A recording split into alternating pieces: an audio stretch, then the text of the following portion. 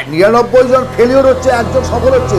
ওই একজন সফল মানুষের গল্প শুনে বা লাভ নেই। কোন মানেগা ক্রোড়পতির চক্করে পড়ে আপনি আপনার জীবনটাকে শেষ করে ফেলছেন সুমনের মতো। টাকার ব্যাপারে অন্যের মুখে ঝাল খাবেন না। সুমন আমার পাড়ার ছেলে, অত্যন্ত কষ্ট করে মানুষ হওয়া ছেলে, একটা নিম্ন মধ্যবিত্ত পরিবার থেকে উঠে আসা শিক্ষিত, এবং সে যখন গভর্নমেন্ট চাকরি পেল না, বাধ্য হয়ে একটা মার্কেটিং ম্যানেজারের কাজ করলো কোম্পানির। বেতন ভালোই পায়, পরিশ্রম কিন্তু প্রচুর, ইনকাম করতে হয়, ইনকাম হয়, কিন্তু প্রচণ্ড রোদে জলে ঘামে একটা টার্গেট থাকে। তো মার্কেটিং ম্যানেজার মানে কি, মার্কেটে সেলসের একটা কাজ করছে, তাকে একটা টার্গেট ফুলফিল করতে হয়। এখন বন্ধুবান্ধবের পাল্লায় পড়েই হোক, আত্মীয় স্বজনের পাল্লায় পড়েই হোক, সে তার অর্জিত টাকা ইনকাম করছে, সংসার চালাচ্ছে, তারপরে যে অবশিষ্ট টাকা, সেই টাকাটাকে সে শেয়ার মার্কেটে ইনভেস্ট করে। শেয়ার মার্কেটে ইনভেস্ট করার পর তার জীবনের গতিটা একেবারে পাল্টে যায়, না ভালোর দিকে নয়, সর্বশান্ত, সব শেষ। তাহলে শেয়ার মার্কেটে ইনভেস্ট করা খারাপ? শেয়ার মার্কেট খারাপ না। ভালো কখন? আপনি গাড়ি চালাতে জানেন না, আপনাকে গাড়ির মধ্যে বসিয়ে দিলাম যে আপনি চালান, সস্তা গাড়ি হোক আর দামি গাড়ি হোক, আপনি কী করবেন? পরিস্থিতিটা আপনার কী হবে? সে বাইক হোক আর 4 চাকা হোক বা সাইকেল হোক, ড্রাইভিংটা আগে জানতে হবে। আপনি শেয়ার মার্কেট, স্টক মার্কেট সম্পর্কে কিছুই আইডিয়া রাখলেন না। আমার বন্ধু শেয়ার মার্কেটে ইনভেস্ট করে এত টাকা ইনকাম করেছে, আমিও করব, এই লোভটা সুমনের মধ্যে ছিল, এবং তার কারণেই ইনকামের অবশিষ্ট টাকা, খরচের পর যে অবশিষ্ট টাকা, সেটাকে সে শেয়ার মার্কেটে দ্রুত ধনী হওয়ার লোহে পড়ে ইনভেস্ট করে ফেললো। Burning of life, burning of money. তার পরিবারটা একেবারে ঋণের দায়ে জর্জরিত। আমি তাকে জানি, আমি তাকে বুঝি, আমার পাড়ার ছেলে, আপনার পাড়াতেও এরকম অনেক আছে, আমি জানি, কিছু বোঝে না, ট্রেডিং করছি। কী করছিস? ট্রেডিং করছি, শেয়ার মার্কেটে। মানে কি, আমি পরিশ্রম না করে দ্রুত ধনী হব।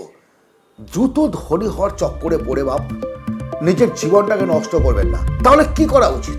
কিভাবে নিজের কষ্ট করে ইনকাম করা টাকাটাকে সঞ্চয় করে জীবনে প্রতিষ্ঠিত হবেন এবং আপনার ইনকামের টাকা আপনার হাতের মুঠোয় থাকবে? আমি আমার জীবনে যে পদ্ধতিগুলো এতদিন ধরে মেনে এসেছি, সেগুলোই আপনার সঙ্গে আজকে আমি বলছি। পরিষ্কার কথা, ইনকাম করছেন কষ্ট করে, ফার্স্টে কারো কোনো কথা শুনবেন না। একটা এমার্জেন্সি ফান্ড তৈরি করুন, কারো কথা শুনবেন না। চাকরি আছে, নেই, কাল চলে যেতে পারে। এই যে সুমনের যে অবস্থা, একটা পরিবার আছে, সন্তান আছে, বাবা মা আছে, কীভাবে সংসার চালাবে এখন? আজকে তো অবস্থাটা কি, আরও বেশি পরিশ্রম করে করা টাকা ইনকাম করতে হচ্ছে, টাকা তো সব শেষ করে ফেলেছে, দিয়ে সংসার চালাতে হচ্ছে। আপনার কাছে রিকোয়েস্ট, একটা এমার্জেন্সি ফান্ড আপনি তৈরি করে রাখুন। এমার্জেন্সি ফান্ড তৈরি করার পর, এমার্জেন্সি ফান্ড কি এই ব্যাপারে বলেছি, তারপরে সংক্ষেপে বলে দিচ্ছি। 1 বছরের খরচ বা 6 মাসের খরচের টাকা যেন আপনার কাছে লিকুইড মানি থাকে। আর আমি যেটা আমার জীবনে মেনটেন করি, সেটা হচ্ছে সবচেয়ে গুরুত্বপূর্ণ। ইনকাম জীবনের প্রথমে, এমার্জেন্সি ফান্ডের পরেই হচ্ছে আরডি করুন। আরডি করলে কী হবে, আপনি যে ইনকামটা করছেন তার কিছু পার্সেন্ট টাকা প্রত্যেক মাসে অটো সেভ মোডে রাখুন। প্রতি মাসে মাসে ব্যাংক থেকে টাকা আরডি হয়ে যাবে। 1 বছরের জন্য করুন, 2 বছরের জন্য করুন, 5 বছরের জন্য করুন, আপনার সুবিধা মতো। আরডির টাকাটা যখন ম্যাচিওর হলো, সেই টাকাটাকে আপনি এফডি করে দিন। আরডি চলছে কিন্তু, তখনও আপনি আরডি করেছেন, নতুনভাবে আবার আরডি খুলেছেন, আরডির টাকা আবার এফডি বাড়ছে, আরডি বাড়ছে, একটা ইন্টারেস্ট আপনি কিন্তু পাচ্ছেন। যখন আপনার হাতে 15 থেকে 25 লাখ টাকা লিকুইড মানি এফডিতে থাকবে, সেটা থাকলো। তারপরে আপনি এবার সিপে বা শেয়ার মার্কেটে টাকা ইনভেস্ট করতে শিখুন। কীভাবে শিখবেন? খুব অল্প পরিমাণে, 500 টাকা হোক, 1000 টাকা হোক, মাসে মাসে একটা ডিম্যাট অ্যাকাউন্ট খুলে ব্যাংক থেকে, থ্রু ব্যাংক, নিজে রিস্ক নেবেন না, আমরা তো পণ্ডিতের বাচ্চা নই। শেয়ার মার্কেট সম্পর্কে আমাদের ওয়ারেন বাফেটকে গল্প শুনলে হবে না। 99 জন ফেলিওর হচ্ছে, একজন সফল হচ্ছে। ওই একজন সফল মানুষের গল্প শুনে বা লাভ নেই। কোন বানেগা ক্রোড়পতির চক্করে পড়ে আপনি আপনার জীবনটাকে শেষ করে ফেলছেন সুমনের মতো। এটা কখনো করবেন না। আমার জীবনে, আমি দিয়ে বলছি, আমার জীবনে একটা টাকাও এখনো পর্যন্ত নষ্ট হয়নি। কারণটা কি? এত চিট ফান্ড এসছে, কেন নষ্ট হয়নি? আমার আত্মীয় স্বজন, বন্ধু বান্ধব অবশ্য চলে গেছে, আই ভাই একটা পলিসি কর, অথবা আমার দলে এজেন্ট নিয়োগ কর, টাকা ইনকাম কর। লোভ, এই লোভটাকে আপনাকে সংগ্রহণ করতে হয়। নিজের উপর বিশ্বাস রাখুন, নিজে ইনকাম করছেন, পরিশ্রম করছেন, কষ্ট করছেন, সেই টাকাটাকে সেভ করে জীবনে এগিয়ে চলুন। তিলে তিলে তাল হয়, এটা ভাববেন। বিন্দু বিন্দু জলেই সিন্ধু হয়। দ্রুততার চক্করে পড়ে অ্যাক্সিডেন্ট করবেন না, লাইফটাকে শেষ করবেন না। অর্থ খুব কষ্ট করে ইনকাম করতে হয়, তাকে কন্ট্রোলে রাখুন।